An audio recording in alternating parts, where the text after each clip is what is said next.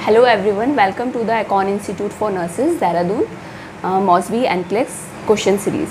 So today we are starting some of the Mosby NCLEX question. Question start करने से पहले अगर आपने हमारी प्रीवियस मॉस्बी एनक्लेक्स क्वेश्चन सीरीज़ नहीं देखी है तो आप एकॉन इंस्टीट्यूट ऑफ नर्सेज देहरादून के चैनल पे जाके क्लिक करके वहाँ पे वीडियोस दे सकते हैं और इस वीडियो के डिस्क्रिप्शन के लिंक में जाकर भी आप अपनी पुरानी जो वीडियोस हैं उनको देख सकते हैं. So let's start the today's question series. So our first question is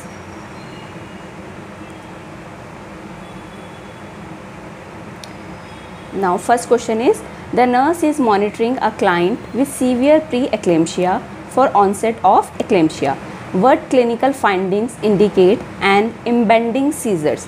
तो क्वेश्चन यहाँ पे क्या कह रहा है, एक नर्स है जो क्या कर रही है, मॉनिटर कर रही है क्लाइंट को with the severe pre eclampsia. उस क्लाइंट को क्या डायग्नोस हुआ है, severe pre eclampsia for onset of the eclampsia. अब किसके लिए मॉनिटर कर रही है, प्री एक्लेम्शिया उसे ऑलरेडी डायग्नोस है बट यहाँ पे हम क्या चेक कर रहे हैं, for the onset of eclampsia. तो what clinical findings indicate an impending seizure. अब यहाँ पे से कौन सी ऐसी क्लिनिकल फाइंडिंग्स है जो हमें क्या बताएगी कि यहाँ पे पर्सन को क्या हो रहे हैं, सीजर्स आने वाले हैं या सीजर्स आएंगे. ठीक है, तो फर्स्ट प्री एक्लेम्शिया क्या होता है, एक कंडीशन अराइज होती है. इसमें क्या होता है, जो प्रेग्नेंट फीमेल होती है उनका बीपी क्या होता है, more than 140/90 mm of Hg देखने को मिलता है हमें. और क्या देखने को मिलता है, प्रोटीनूरिया यानी protein present in the urine with oedema in body. और ये क्या लीड करता है फीमेल में, ऑर्गन डैमेज. ठीक है, तो this is the pre eclampsia जिसमें आपको क्या देखने को मिलेगा, बीपी फीमेल का 140/90 से ज़्यादा देखने को मिलेगा, प्रोटीनूरिया देखने को मिलेगा यानी प्रोटीन इन यूरिन देखने को मिलेगा, एडिमा देखने को मिल सकता है बॉडी में. और वो क्या लीड करेगा, अल्टीमेटली ऑर्गन डैमेज करेगा. ठीक है, अब इन एक्लेम्शिया में क्या होता है, all these conditions are present with convergence. अगर ये सारे क्या हैं कंडीशंस फीमेल में प्रेजेंट हैं और उसको कन्वर्जेंस भी आ रहे हैं तो वो क्या इंडिकेट करेंगे, हमारे यहाँ पे एक्लेम्शिया इंडिकेट करेंगे. सो नाउ अब हम अपने ऑप्शंस देख लेते हैं. First is the persistent headache with the blood visions यानी लगातार हेडेक हो रहा है विद ब्लड विजन यानी धुंधला दिखाई दे रहा है. Next option is epigastric pain with nausea and vomiting. Epigastric pain हो रहा है फीमेल को और नोजिया वॉमिटिंग भी हो रहा है. Third is spots with the flashes of light before the eyes. ठीक है, यानी कि क्या हो रहा है, फ्लैशेज ऑफ लाइट आ रहे हैं आइज़ में. Last option is rolling of the eyes to the one side with fixed stare. ठीक है, फिक्स्ड स्टेयर. ठीक है, यानी क्या हो रही है, आइज़ रोल्ड अप हो रही है और एक ही साइड में क्या हो जा रही है, फिक्स हो जा रही है. तो इन ऑप्शंस में से हमें बताना है ऐसा कौन सा ऑप्शन है जो कि क्या बता रहा होगा यहाँ पे कि फीमेल को सीजर्स आने वाले हैं. ठीक है, तो जो फर्स्ट 3 ऑप्शंस हमें देखने को मिल रहे हैं, these 3 options are included in the pre eclampsia. ये तीनों ऑप्शंस जो है हमें किस में देखने को मिलते हैं, प्री एक्लेम्शिया में देखने को मिलते हैं. Now we discuss the last option जो इसका क्या है, करेक्ट आंसर है. अब इसमें बता रहा है कि rolling of the eyes to the one side with the fix stare यानी कि आइज़ क्या हो रही हैं, एक ही साइड में फिक्स हो जा रही हैं. तो ये क्या इंडिकेट कर रहा है यहाँ पे, CNS इन्वॉल्वमेंट. यानी यहाँ पे क्या हो गया है, CNS जो है हमारा सेंट्रल नर्वस सिस्टम है वो क्या हो गया है, हमारा इन्वॉल्वमेंट हो गया है. ठीक है, जो एक्लेम्शिया होती है उसमें क्या होता है, जो सीजर्स कन्वर्जन की स्टेजेस होती है वो मिली 4 स्टेजेस होती है. ठीक है, तो फर्स्ट स्टेज होती है इसमें प्री मॉनिटरी स्टेज. ठीक है, प्री मॉनिटरी स्टेज में हमें क्या देखने को मिलता है, सेम दिस वन. इसमें क्या होती हैं, आई रोल्ड होती हैं और एक ही साइड में क्या हो जाती हैं, फिक्स हो जाती हैं. नेक्स्ट हमें देखने को मिलता है टोनिक स्टेज. टोनिक स्टेज में हमें क्या देखने को मिलता है, मसल स्पाज्म देखने को मिलता है. ठीक है, यानी मसल में क्या होता है, बहुत ज़्यादा स्पाज्म देखने को मिलता है. नेक्स्ट होती है हमारी क्रोनिक स्टेज. क्रोनिक स्टेज में क्या देखने को मिलता है, हमें इनवॉलेंट्री मूवमेंट देखने को मिलता है.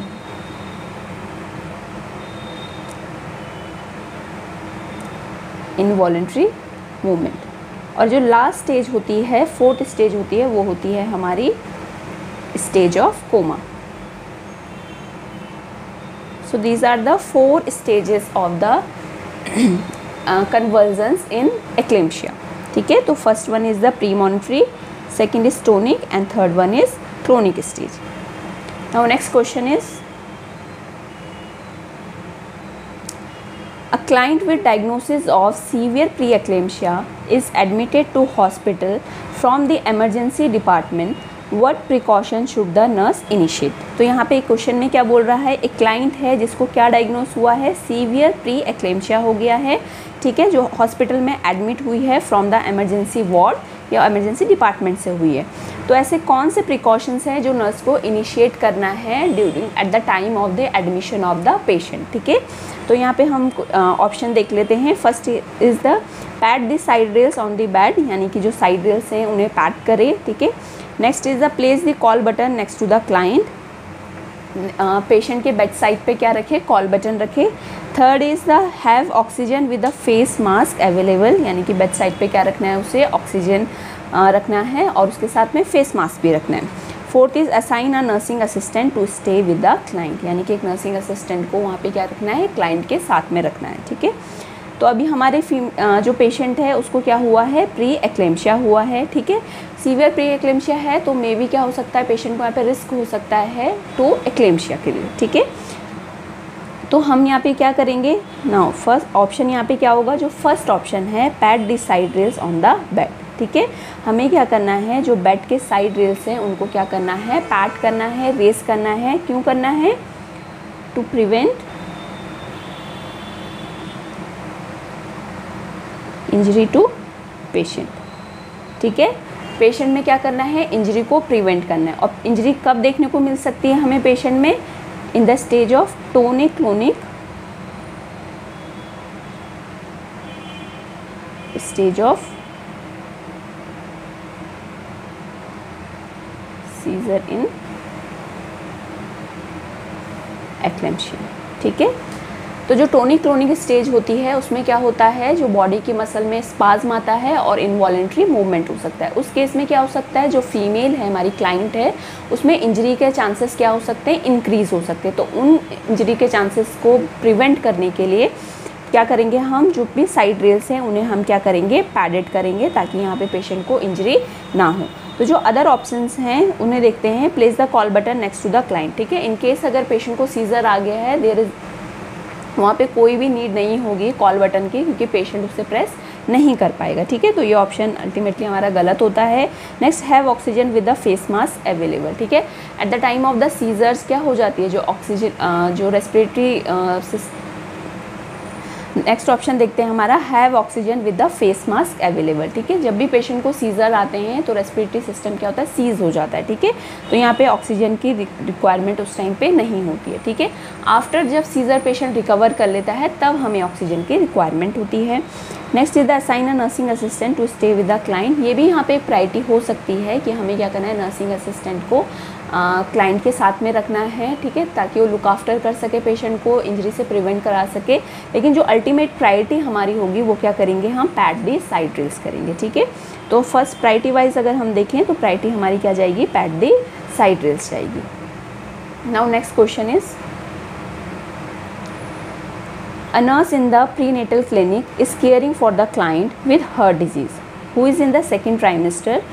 What hemodynamic of pregnancy may affect the client at this time? ठीक है, क्वेश्चन में यहाँ पे क्या कह रहा है, एक नर्स है जो क्या कर रही है, केयर कर रही है प्रीनेटल क्लिनिक में. ठीक है, किसकी, एक फीमेल है जो सेकेंड ट्राइमेस्टर में अपने, और वो किससे डायग्नोज हुई है, विद हार्ट डिजीज़. ठीक है, she is pregnant in the second trimester, but क्या है, उसको हार्ट डिजीज़ है. तो ऐसे कौन से हेमोडायनेमिक ऑफ प्रेगनेंसी होंगे जो क्लाइंट को क्या कर सकते हैं, अफेक्ट करेंगे, यानी कि उसके बॉडी में, ब्लड में ऐसे कौन से चेंजेस होंगे जो क्लाइंट को क्या कर सकते हैं, इस स्टेज ऑफ द प्रेगनेंसी में अफेक्ट कर सकते हैं. तो ऑप्शन देख लेते हैं हम. First is decrease in the number of RBC, RBC के नंबर का डिक्रीज होना. Second option is gradually increase in the size of the uterus, धीरे धीरे क्या हो रहा है, यूट्रस का साइज इंक्रीज हो रहा है. Third option is the heart rate acceleration in the last half of the pregnancy, जो हार्ट रेट है वो क्या हुई, इंक्रीज़ हो रही है in the last half of the pregnancy में. ठीक है, ऑप्शन डी है हमारा increase in the cardiac output during the third trimester, यानी जो कार्डियक आउटपुट है वो थर्ड ट्राइमेस्टर में क्या हो रहा है, इंक्रीज़ हो रहा है। तो यहाँ पे हम ऑप्शन देख लेते हैं। तो फर्स्ट ऑप्शन क्या है यहाँ पे, decrease in the number of the RBC. ठीक है, तो यहाँ पे क्या होता है, इन द प्रेगनेंसी जो आरबीसीज का नंबर होता है इंक्रीज होता है। ठीक है,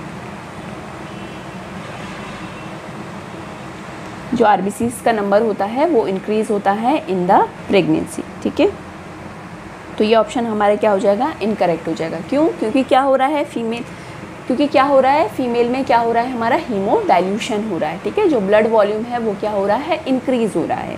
तो उसके ब्लड वॉल्यूम इंक्रीज़ हो रहा है, हमारा आरबीसीज इंक्रीज़ हो रही है, but compare to the blood volume RBCs का अमाउंट इतना इंक्रीज़ नहीं होता है, बट इंक्रीज़ होता है। ठीक है, तो यहाँ पे डिक्रीज़ तो नहीं होगा RBC.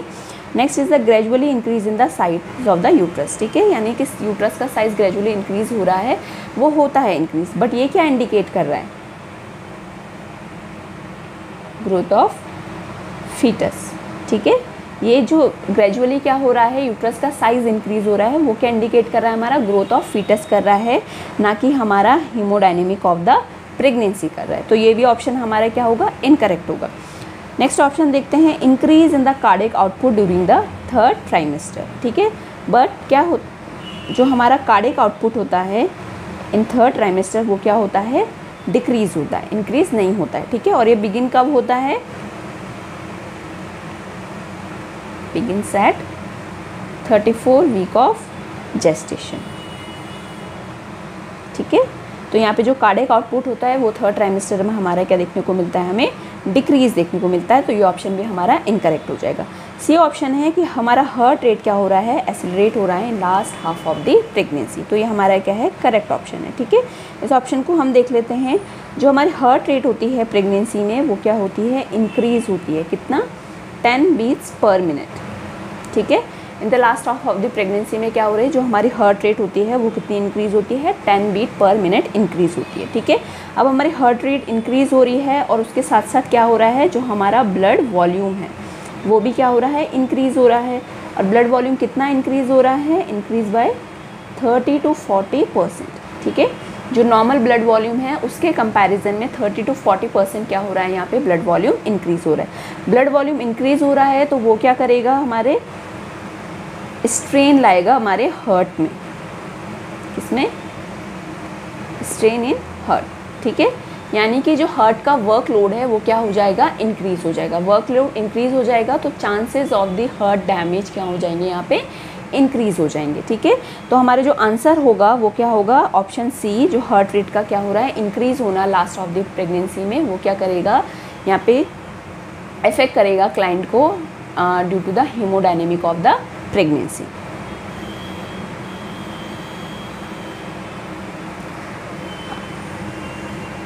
Now this is the last question, और जो ये क्वेश्चन है देख लेते हैं हम क्या क्वेश्चन है। What is the safest position for a women in labour when a nurse observe prolapsed cord. ठीक है, तो यहाँ पे आप क्वेश्चन में क्या कह रहा है, एक फीमेल है जो कि क्या कर रही है, लेबर में है। ठीक है, and she has a prolapsed cord. ठीक है, यानी कि जो कॉर्ड है वो क्या हो गई है, प्रोलैप्स हो गई है। तो आप उसको कौन सी सेफेस्ट पोजीशन दोगे। ठीक है, तो इन ऑप्शन में से आपको करेक्ट ऑप्शन सेलेक्ट करना है और इसका करेक्ट ऑप्शन आपको हमें कमेंट बॉक्स में कमेंट करके बताना है। So today all this about the Mosby and Clark series question. Thank you so much.